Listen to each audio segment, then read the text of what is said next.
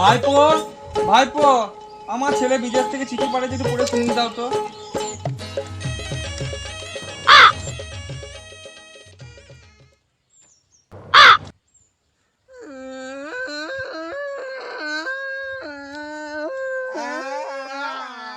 কি hore